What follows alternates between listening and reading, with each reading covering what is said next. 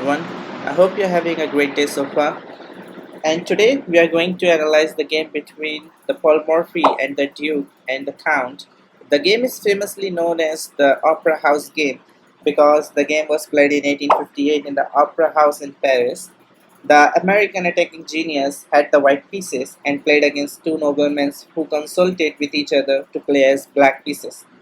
Paul Morphy's opponents were Duke Carl II of the Brunswick and the French aristocrat Count.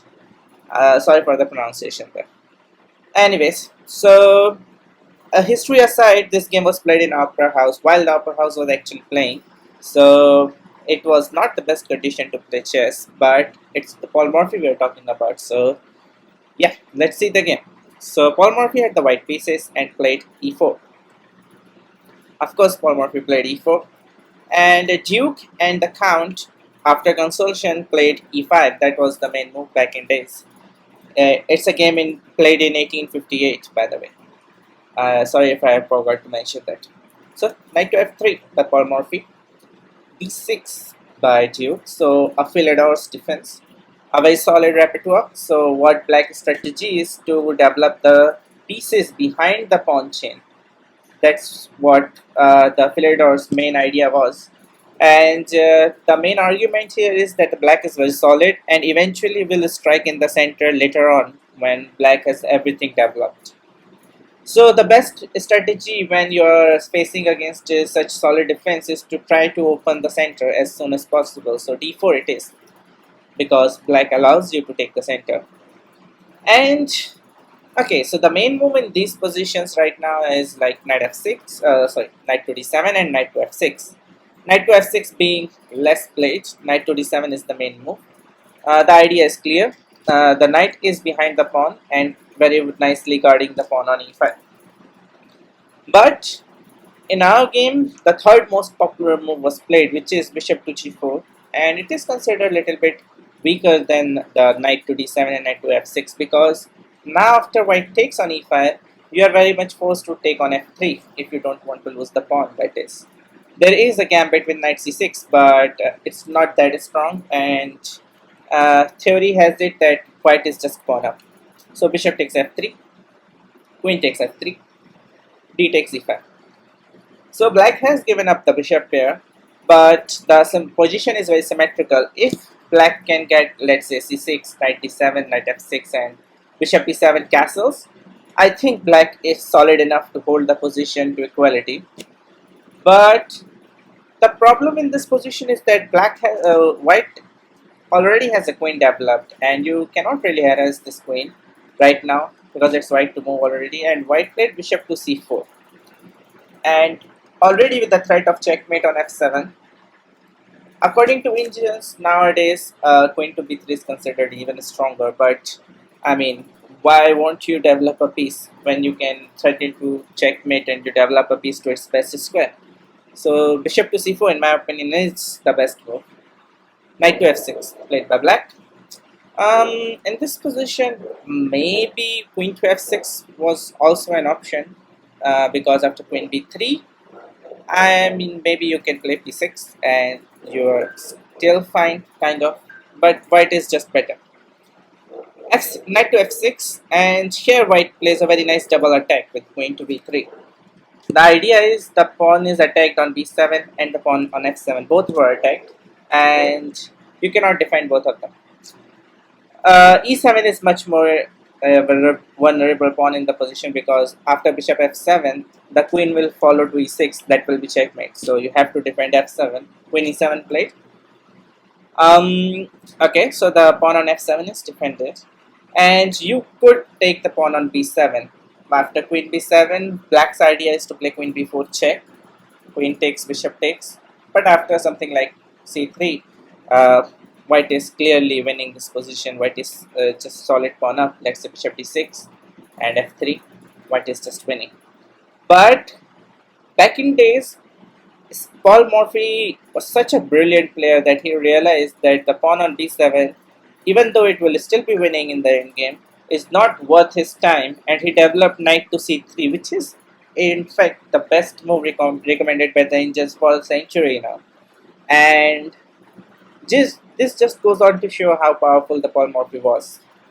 So knight to c3, not taking the pawn, and eliminating any idea of queen b4 coming with check. Right now you cannot play queen b4 because f7 is hanging. So, sorry about the weird arrow there. c6. So Count and Duke decided to defend the pawn, but in by doing so, they have ignored all their pieces development, and Paul Morphy, known as the fierce attacker and one of the finest at that time, will not let it slide. So bishop to g5, just naturally developing all the pieces to their best squares, creating a pin, creating a threat, and just naturally putting pressure on black's position.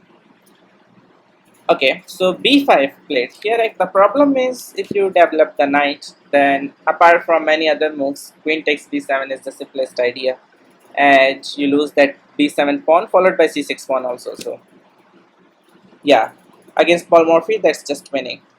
So that's why b5 was played. So the idea is once you move the bishop to d3 to e or e2, then knight d7 followed by knight c5, and black is back in the game. So it is white to move, and black just has played b5. You can see that you don't want to move the bishop back and allow knight to d7. So what will you play to continue your pressure, continue your initiative? So white to move. Try to pause the video and try to find the best move in this position.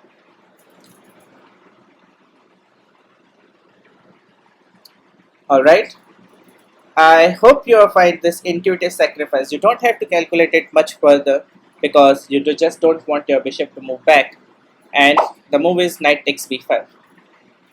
It's an intuitive sacrifice, I would say a very natural one, because after b takes, bishop takes, you can already see once if the king goes to d8, long castle check, and you can never survive that type of position. And once knight goes to d7, all you have to see is long castle. When the rook, this rook joining in with to d1 soon, and these two pins will cost black some more material. So you are not really sacrificing the knight there. You already got two pawns, by the way. So these sacrifice should be a natural one to you. Okay, so knight to d7 and long castle played with the idea of rook takes d7. So rook d8, defending the knight, but not really. Paul Morphy just sacrifices the rook with rook takes d7. Now, I really like this move because it follows something which is called the attacker versus defender theory.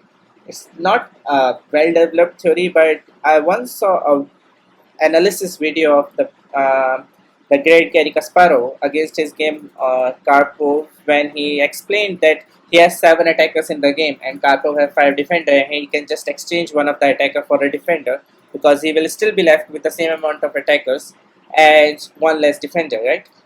So what Paul Morphy is doing is the knight is in the way, so and the rook on h1 needs to come into the game, and the natural square will be d1. So he's just sacrificing one attacker for one defender, but getting one other attacker into the game. So it's basically removing a defender without compromising any attackers. Okay, so black only has 3 pieces into the defense, while white has 4 pieces into the attack. So white is definitely ahead, while this rook might fall next move anyways. So let's see. So the bishop attacks the rook, rook is pinned, the other rook is attacking the rook as well, and the knight here is pinned. So the root cause of all this problem is, well, the pin on the knight. So the count and the duke decided to play queen to e6. Alright. Here, if you play anything else, let's say, it's actually very hard to come up with a move here. But let's say you play queen to b4 just to exchange the queens. Well, it does not work simply because bishop takes f6 removes the defender from the rook on d7, amongst many other moves actually. And that's it. After takes, and takes, you just wins the rook. And remember, you were up 2 pawns, and this pawn is hanging, not that one, but that one. The king cannot run away from the e8 square because it will be a discovery. So yeah, so you cannot really defend this position. Queen e6 is one last try, but here Paul Morphy played bishop takes d7, check, knight takes d7. Obviously, you don't want to lose your queen. Knight takes d7, and here black to move. Sorry, white to move, and black has just played knight takes d7. Their next move is to play f6. Sorry, queen into b3 and then f6 when you are just down a piece, and you just don't want to abandon your attack and move your queen away. So try to find the most active move. Actually, it is mate in 2. So white to move. Try to pause the video and try to find this mate in 2.